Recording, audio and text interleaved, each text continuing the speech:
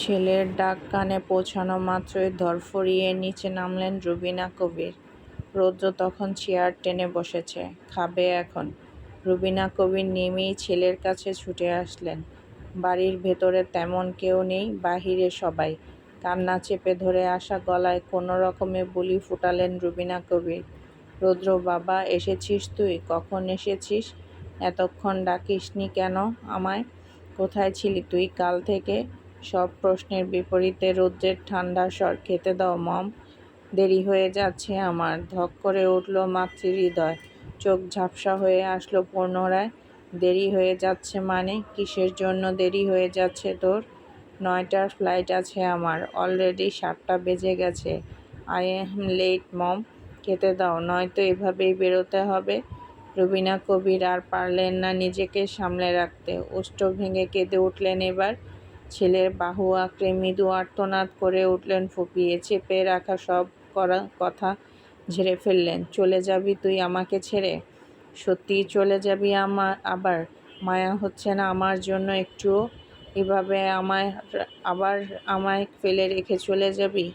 আমি আর কষ্ট সইতে পারবো না রৌদ্র, এমনটা করিস না আর। অবাধ্য হোস না এবার। কখনো আমার কথা শুনিসনি, এবার অন্তত শোন। ছেড়ে দে এসব জেদ পাগলামো। আর কত জ্বালাবি তোরা আমায়? নিজেরা নিজেদের জেদ ধরে বসে থাকিস, আর মাঝখান থেকে আমি জ্বলে পুড়ে মরি। কি আছে তোর ওই দেশে? কেন যাবি তুই ওখানে? মেঘা অনড় হয়ে বসে, দৃষ্টি সরিয়ে মেঝেতে নিবদ্ধ করেছে। রৌদ্র আর চোখে তাকে দেখে বলল, এ দেশেও আমার কিচ্ছু নেই মম।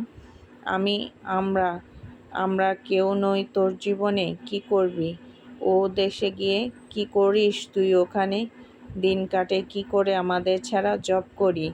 এমনি এমনি এতগুলো বছর একটা দেশে পড়ে আছি ভেবেছ? কথা বাড়িও না মম। ইউনো, কান্নার আওয়াজ আমার পছন্দ নয়।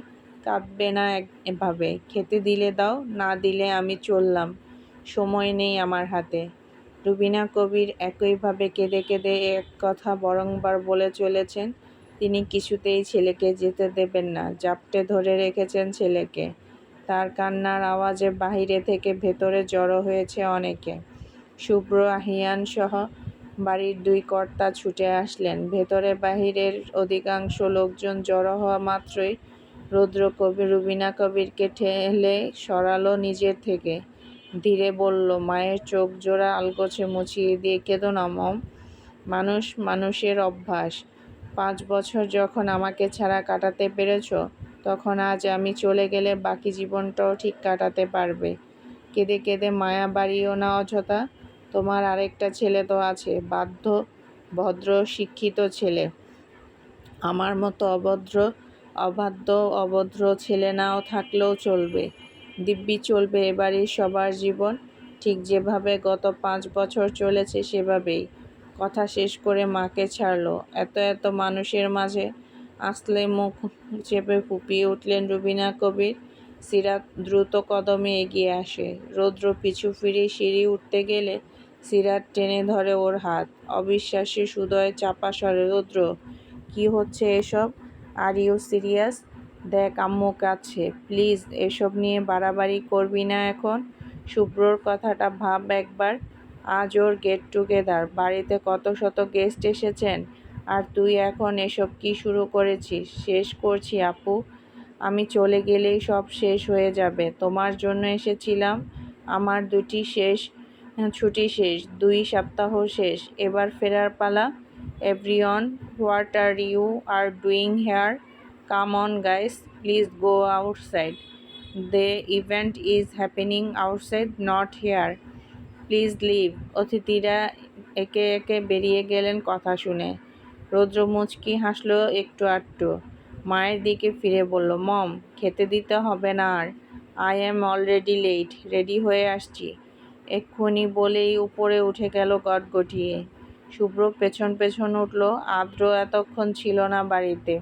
ফিরেই বাড়িতে ঢোকা মাত্র পুরো বাড়ির সবাই সহ টুকটুকি আত্মীয় স্বজনদের একসাথে দেখে ভ্রু গুটিয়ে নিল সে।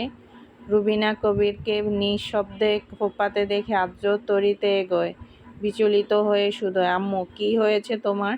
কাঁদছো কেন এভাবে? সবাই এখানে একসাথে জড়ো হয়েছো কেন? কি হয়েছে বলবে তো? তোর ভাইকে থামা আদ্র, ওকে যেতে দিস না দয়া করে, ও চলে যাচ্ছে। তোর বাবাকে বল ওকে আটকাতে। বলতে বলতে তৌসিক কবিরের দিকে এলোমেলো পায়ে এগোলেন রুবিনা কবির।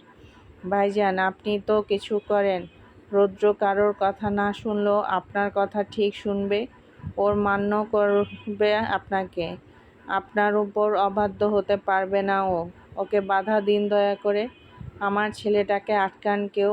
আপনারা এত নিষ্ঠুর কেন? ও তো এবাড়ির ছেলে, তাহলে ওর প্রতি এত কেন অনীহা প্রকাশ করছেন আপনারা? এত কেন পাষাণ ওর প্রতি সবাই? চাপা আর্তনাদে ডুকরে উঠলেন রুবিনা কবির। তোফায়েল কবির সম্পূর্ণ নির্বিকার, মতিগতিতে বিন্দু পরিমাণ পরিবর্তনের লেশমাত্র নেই।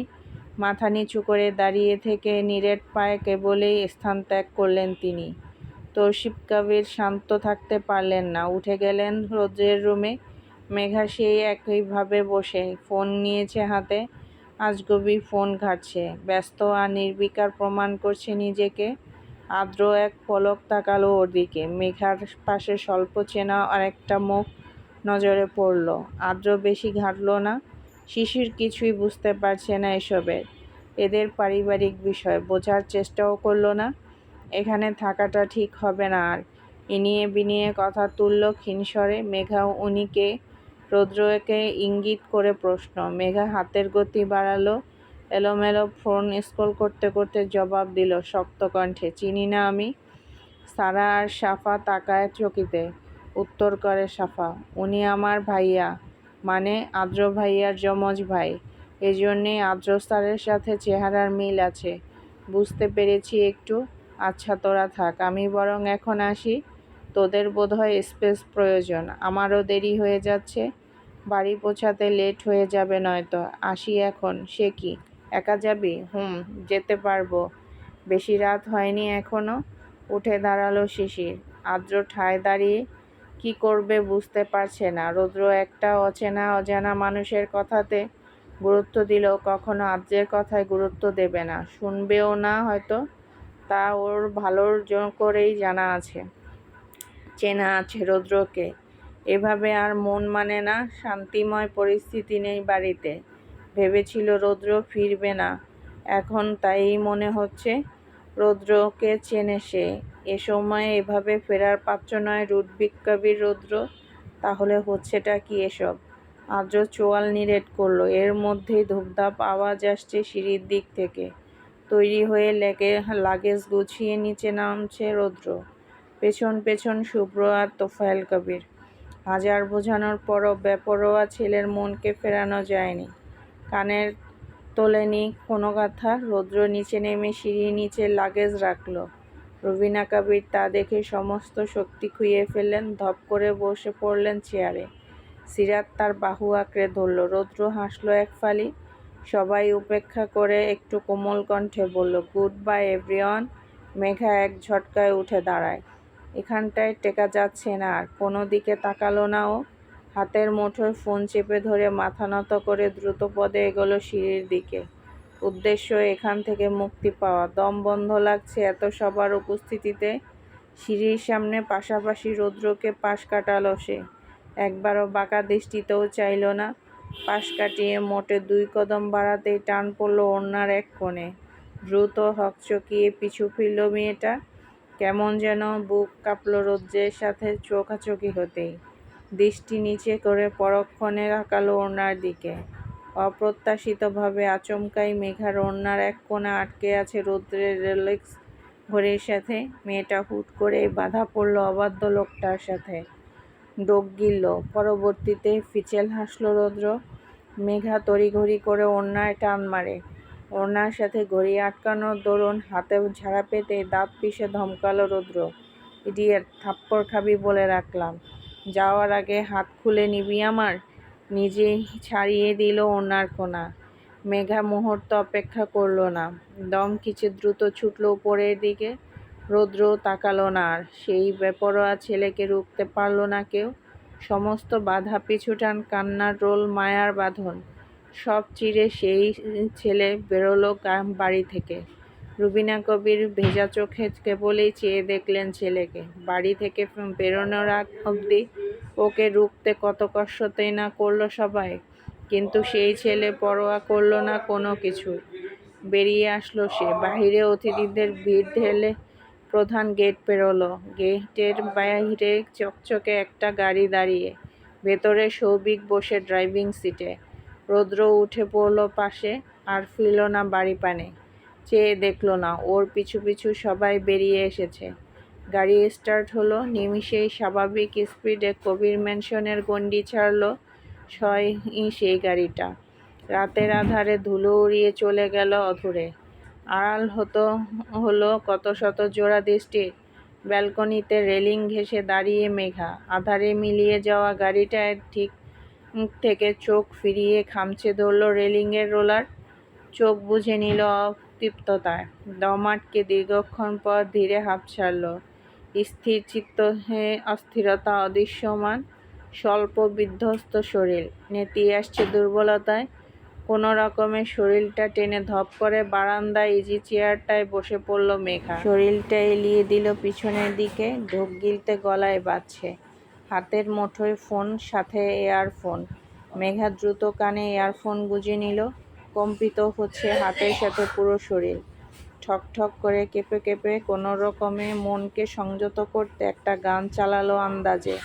হাঁসফাঁস করে চালিয়ে ফোনটা কোলে ফেলে মাথা এলিয়ে চোখ বুজল আবার। মৃদু সাউন্ডে হিন্দি গান বাজছে কানে।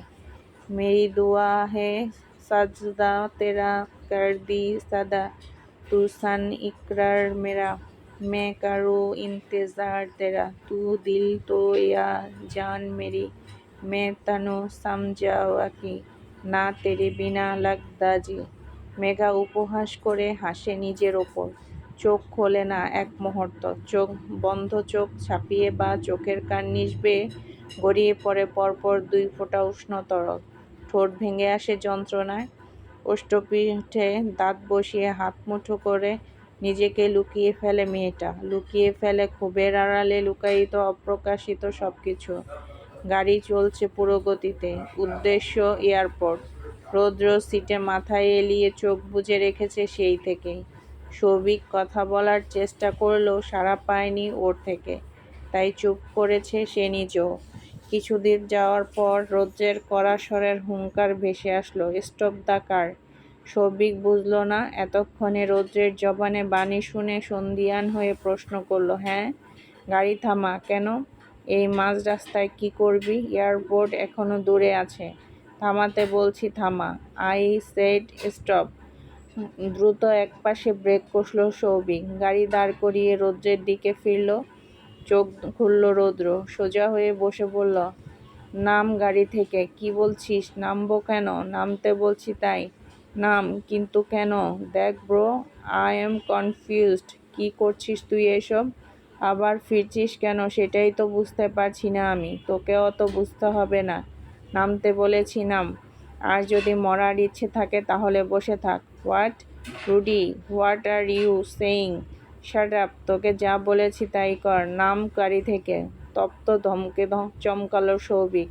রৌদ্রের রক্তবর্ণ চোখ। কথা না বাড়িয়ে সিট বেল্ট খুলে গাড়ি থেকে নেমে পড়ল সে। রৌদ্র ফ্রন্ট সিট থেকে ড্রাইভিং সিটে ট্রান্সফার করল নিজেকে। সৌভিক গাড়ির পাশে দাঁড়ালো। স্টিয়ারিংয়ে 2 হাত রেখে সমান পানে তাকায় রৌদ্র। অদূরে একটা ইলেকট্রিক শক্তপোক্ত পোল দেখা যাচ্ছে রাস্তার ধারে। এ রাস্তায় যানজটও কম, তাই এ পথ বেছে নেওয়া। পোলারটার দিকে একদৃষ্টে কিছুক্ষণ তাকিয়ে থেকে দম টানল বুক ভরে। চোখ বুজে রেখে সেকেন্ড 3 বাদ চোখ খুলল। মুখ গোল করে শ্বাস ফেলে স্টিয়ারিং ঘোরালো। গাড়ি দাঁড় করিয়ে ব্রেক চেপে একে একে তরতর করে পুরো স্পিড বাড়িয়ে দিল গাড়ির। সৌভিক জানালা গলিয়ে রৌদ্রের কাণ্ড দেখে ভড়কায়। রুডি, কি করছিস? ওর কথা শেষ হতে না হতেই ব্রেক কষল রৌদ্র। ফুল স্পিডে দ্রুত এলোমেলো হয়ে ছুটল 4 চাকার গাড়িটা। গতিবেদিক হয়ে সোজা ছুটল পুরো গতিতে। সৌভিক চোখ গোল করে তাকায়। মিনিট 2 মাথার ওর চোখ সম্মুখে ঘটে যায় বীভৎস এক অনাকাঙ্ক্ষিত ঘটনা। দ্রুত বেগে এলোপাথাড়ি ছুটে গিয়ে দাম করে গাড়িটা ধাক্কা খায় সামনের ইলেকট্রিক পোলারটায়। বিকট এক শব্দে থমকে যায় আশপাশ।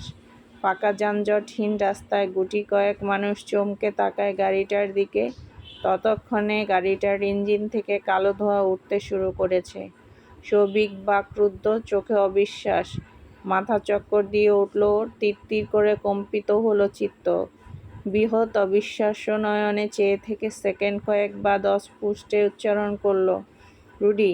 রৌদ্র বেরিয়ে যাওয়ার পর থেমকে হয়ে গেছে পুরো কবির ম্যানশন। রুবিনা কবির নিস্তেজ হয়ে চুপটি মেরে ঘরে উঠেছেন ঠিক তখনই। বাড়ি এবং বাহিরের পরিবেশ গুমট। জাঁকজমকপূর্ণ অনুষ্ঠানে স্তব্ধতার রেশে আধার নেমেছে এক ধরনের বেপরোয়াপনার জন্য। শিশির আটকে পড়েছে, বেরোতে পারেনি এখনো। কেমন জড়িয়ে যাচ্ছে সবটা। 8টা বাজতে চলল। এখন আর না বেরোলেই নয়, দেরি হয়ে যাবে নয়তো। বাড়ি থেকে এর মধ্যেই ফোন এসেছে কয়েকবার। সাফা কাঁচুমাচু হয়ে দাঁড়িয়ে একপাশে বলল, শিশির, সাফা, দেরি হয়ে যাচ্ছে আমার, আমিও বরং এখন যাই।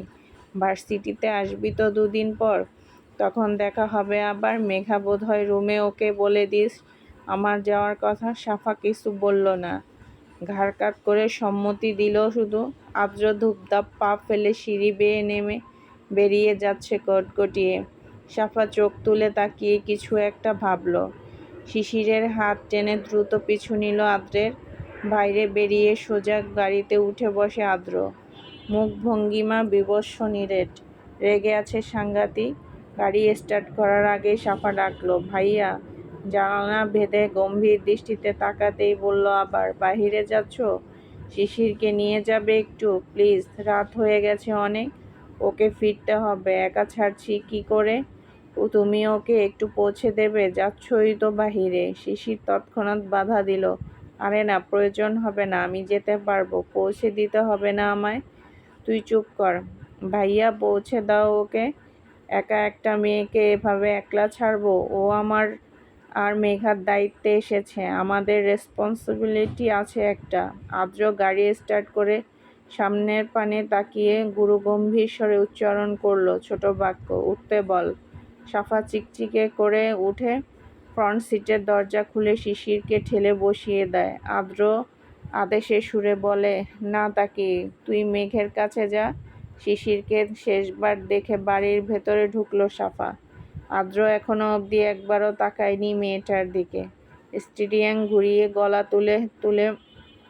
তুঙ্গে তুলে আদেশ করল, সিট বেল্ট বেঁধে নাও।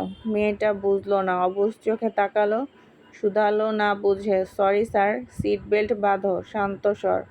ততক্ষণে গাড়ি বেরিয়ে গেছে গেট পেরিয়ে। টেনে টুনে সিট বেল্টটা কোনো রকমে আটকেছে শিশির। এত দামি গাড়িতে জীবনে প্রথমবার ওঠা তার উপর ভার্সিটির লেকচারারের সাথে। একেই এনাকে ভয় পায় সবাই, গুরুগম্ভীর হিসেবেই খ্যাত ইনি। সাফা আর মেঘার বদলতে শিশির এনাকে আরও বেশি জানে টুকটাক। ওরা সবসময় বলে আদ্রিয়ান কবির আদ্র কলেজেই সেই গুরুগম্ভীর, বাকিটা সময় সম্পূর্ণ ভিন্ন। মেয়েটা গুটিয়ে বসে আছে, কেমন জড়তা লাগছে, পিটপিট করে আর চোখে তাকাচ্ছে মুহূর্ত পর পর। মিনিট কয়েকের মাথায় টুং টুং শব্দে আদ্রের ফোনটা বেজে উঠল। 8টা বেজে 7 মিনিট চলে। শুভ্র ফোন করেছে। কানে ব্লুটুথ গুঁজে ড্রাইভিংয়ে মনোযোগ রেখেই ফোন রিসিভ করল আদ্র। হ্যাঁ ভাইয়া, বলো। ফোনের ওপাশ থেকে কিছু একটা বলতেই তড়িতে চোখে মুখে পরিবর্তন আসে আদ্রের। তাৎক্ষণিক শৃঙ্গে উঠল চোখ, সহজ কপাল। ভরকানো অভিব্যক্তি প্রকাশ পেল নিরেট মুখগয়ে। সহসা ব্রেক পড়ল গাড়িতে। সশব্দে হাঁসফাঁস করে উচ্চারণ করল আদ্র, হোয়াট? ওপাশ থেকে আরও কিছু বলল। দুলে উঠল আদ্রের সম্পূর্ণ শরীর, কাঁপল দৃষ্টি যুগল, কণ্ঠমণি ওঠানামা করল ঢোক গেলার সাথে সাথে। খুবলে চেপে ধরল স্টিয়ারিং, কেঁপে কেঁপে উচ্চারণ করল বাধা ধরা গলায়, আমি এক্ষুনি আসছি ভাইয়া। ইঞ্জিন চালু হলো পুনরায়। শিশির না বুঝে পিটপিট করে তাকিয়ে আছে। আদ্রের ভরকানো অস্থিরতা দেখে পুরোপুরি দৃষ্টিতে তাকালো মেয়েটা। কপালের পাশের শিরা ফুলে উঠেছে আদ্রের। ঘাম গড়িয়ে পড়লে চিবুকের ধার গেয়ে সে গাড়ির স্পিড বাড়ালো সে। শিশির চোখ গোল গোল করে তাকায়, নড়ে চড়ে বসে। শিশির ধীরে বলে, স্যার, আর ইউ ওকে? উত্তর নেই। ধরফর হৃদয় লোকটার অবস্থা টালমাটাল, উচাটান অবিন্যস্ত হয়ে বারংবার ঢোক গিলছে। ব্যস্ত শহরের ব্যস্ত রাস্তায় বাদবাকি গাড়িগুলোকে অতিক্রম করে উদগ্রীব হয়ে ছুটে চলেছে ওর গাড়িটা। গন্তব্য পাল্টে নির্দিষ্ট পথে ছুটেছে, গতি অনিয়ন্ত্রিত, শিশির ভরকায় আকস্মিক এমন আচরণে। গাড়ির গতি ক্রমশ বাড়তে দেখে মুখ শুকিয়ে আসে মেয়েটার।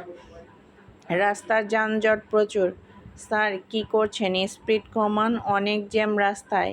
এভাবে ড্রাইভিং করছেন কেন? স্যার, আর্দ্র গুরুগম্ভীর বিহীন, দিক বিদিক জ্ঞান শূন্য সে। মাথা কাজ করা বন্ধ করে দিয়েছে। শূন্য হয়ে আসছে মস্তিষ্ক, শুকিয়ে আসছে কণ্ঠনালী, কম্পন অনুভূত হচ্ছে সর্বাঙ্গে। কি শোনালো ও? শুভ্র কি বলল ওকে? চোখ জ্বলছে, কান ঝাঁঝা করছে ওর। রাস্তার সব গাড়িগুলোকে এলোমেলো হয়ে অতিক্রম করে গন্তব্যে পৌঁছাতে উদ্গ্রীব সে। এভাবে গাড়ি চালালে যে কোনো মুহূর্তে অঘটন ঘটে যেতে পারে। শিশির ফের বলে থেমে থেমে, স্যার, স্যার প্লিজ আস্তে ড্রাইভ করুন। এভাবে যে কোনো মুহূর্তে কিছু একটা হয়ে যেতে পারে। ট্রাফিক রুলস বহির্ভূত এত স্পিডে গাড়ি চালানো। Please control. ও শাট আপ, জ্ঞান জ্ঞান করবে না কানের কাছে। চুপচাপ বসে থাকো। তপ্ত ধমকানিতে চমকে ওঠে মেয়েটা, সিটিয়ে যায় জানালার দিকে। আর্দ্র এলোমেলো শ্বাস ফেলছে, হাঁসফাঁস বেগতিক অবস্থা। মেঘা ঘর হতে বেরোয়নি। খানিকক্ষণ অস্থির হয়ে বসে থেকে ফ্রেশ হতে নিয়েছে।